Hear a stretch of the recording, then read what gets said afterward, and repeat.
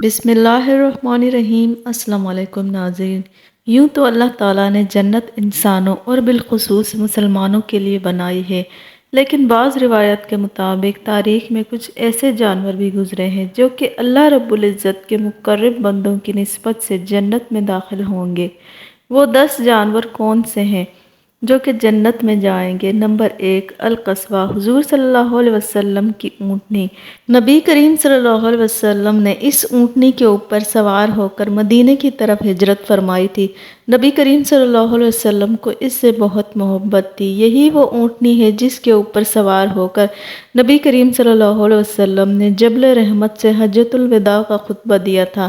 میدان عرفہ میں جس جگہ یہ اونٹنی کھڑی ہوئی تھی اس جگہ اب ایک لوح نصب ہے۔ روایت کے مطابق جب حضور صلی اللہ علیہ وسلم روز قیامت شان و شوکت سے جنت میں داخل ہوں گے تو اسی اونٹنی پر سوار ہوں گے، تو اس طرح آپ صلی اللہ علیہ وسلم کی نسبت سے یہ اونٹنی بھی سب سے پہلے جنت میں داخل ہونے والے جانوروں میں سے ایک ہے۔ نمبر 2، حضرت صالح علیہ السلام کی اونٹنی۔ اس اونٹنی کا ذکر قرآن کی سورہ ہود کی آیات نمبر 64 میں کیا گیا ہے۔ وہ اونٹنی بھی معجزہ اور نشانی کے طور پر مقرر کی گئی تھی۔ حضرت صالح علیہ السلام کی قوم نے ان سے کہا تھا اگر وہ اللہ کے نبی ہیں تو سامنے پہاڑ سے اونٹنی نکال کر دکھائیں جو کہ باہر آ کر بچہ بھی پیدا کرے۔ ایسا ہی ہوا، لیکن ان کی قوم نے اس اونٹنی کو قتل کر دیا، اس لیے ان پر اللہ کا عذاب نازل ہوا، تو روایت کے مطابق یہ اونٹنی بھی جنت میں داخل ہوگی۔ نمبر 3، حضرت ابراہیم علیہ السلام کا بچڑا۔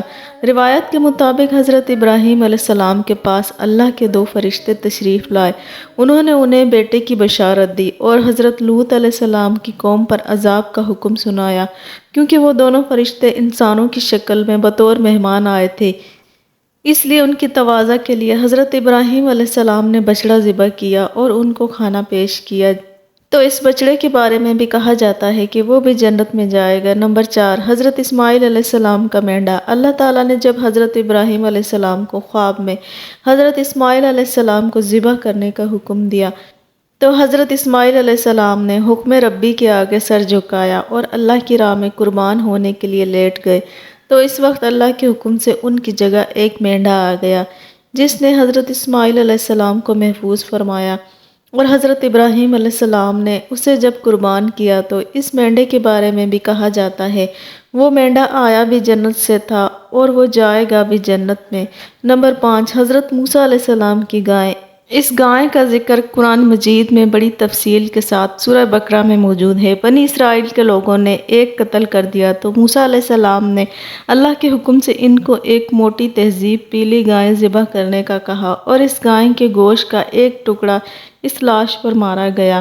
اس لاش نے زندہ ہو کر اپنے قاتل کا نام بتایا، پھر مر گیا، تو اس گائے کے بارے میں بھی کہا جاتا ہے کہ وہ جنت میں جائے گی۔ نمبر 6، حضرت یونس علیہ السلام کی مچھلی۔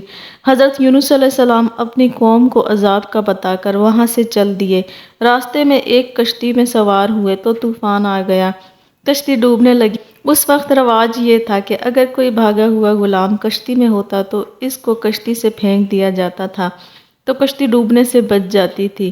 تو کرہ نکالا گیا تو 3 دفعہ حضرت یونس علیہ السلام کا نام نکلا۔ ان کو کشتی سے پھینک دیا گیا تو اللہ نے مچھلی کو حکم دیا کہ میرے نبی کو اپنے جسم میں محفوظ کر لو، تو اس مچھلی کے پیٹ میں 40 دن تک زندہ رہے۔ بعض روایات میں 3 دن بھی لکھا گیا ہے۔ تو وہ مچھلی جس نے آپ کو محفوظ کیا وہ بھی جنت میں داخل ہونے والے جانوروں میں سے ایک ہوگی۔ نمبر 7، حضرت عزیر علیہ السلام کا گدھا۔ حضرت عزیر علیہ السلام کو بخت نصر نے قید کر لیا۔ جب آپ اس کی قید سے رہا ہوئے تو اپنے ملک فلسطین گئے تو آپ کے ساتھ آپ کا گدھا تھا۔ اس گدھے کا ذکر بھی قرآن مجید میں آیا ہے، تو وہ گدھا بھی حضرت عزیر علیہ السلام کی نسبت کی وجہ سے قیامت کے روز جنت میں داخل کیا جائے گا۔ نمبر 8، حضرت سلیمان علیہ السلام کی چونٹی۔ اس چونٹی کا ذکر قرآن میں سورہ نمل میں بڑی تفصیل سے کیا گیا ہے۔ جب حضرت سلیمان علیہ السلام کا لشکر گزر رہا تھا تو اس چونٹی نے اپنے ساتھیوں سے کہا کہ اپنے اپنے بلوں میں داخل ہو جاؤ، ایسا نہ ہو کہ حضرت سلیمان علیہ السلام کا لشکر تمہیں کچل دے۔ تو حضرت سلیمان علیہ السلام نے اس چونٹی کو ہتھیلی پر اٹھا کر اس سے کلام کیا۔ حضرت سلیمان علیہ السلام کی نسبت سے اس چونٹی کو بھی جنت میں داخل کیا جائے گا۔ نمبر 9، حضرت سلیمان علیہ السلام کا ہدہد۔ حضرت سلیمان علیہ السلام پوری دنیا کے حکمران تھے اور چرند پرند پر بھی ان کا حکم چلتا تھا۔ حضرت سلیمان علیہ السلام نے پیغام رسانی اور پانی تلاش کرنے کے لیے ایک پرندہ ہدہد مقرر کر رکھا تھا جو آپ کے ساتھ ساتھ چلتا تھا اور آپ کے لیے پانی تلاش کرتا تھا۔ اس ہدہد کے لیے بھی کہا جاتا ہے کہ وہ جنت میں داخل کیا جائے گا۔ نمبر 10، اصحاب کہف کا کتا۔ اصحاب کہف کے کتے کو بھی کہا جاتا ہے کہ وہ بھی جنت میں جائے گا۔ اصحاب کہف جب دقیانوس سے بھاگ کر غار میں جا کر چھپے تو ان کا کتا بھی ان کے ساتھ تھا۔ انہوں نے بہت چاہا کہ وہ کتا واپس چلا جائے کیونکہ ان کو ڈر تھا کہ وہ کتا بھونکے گا تو وہ لوگ پکڑے جائیں گے، لیکن وہ واپس نہ گیا اور ان کے ساتھ ہی غار کے دہانے پر بیٹھا رہا، اور جس غار میں وہ سو گئے وہیں وہ بیٹھے بیٹھے فوت ہو گیا۔ تو کہا جاتا ہے کہ یہ کتا بھی اپنی وفاداری کی وجہ سے جنت میں داخل ہوگا۔ ایک اہم نوٹ، ان تمام جانوروں کے بارے میں یہ معلومات مختلف روایات کو جوڑ کر جمع کی گئی ہیں۔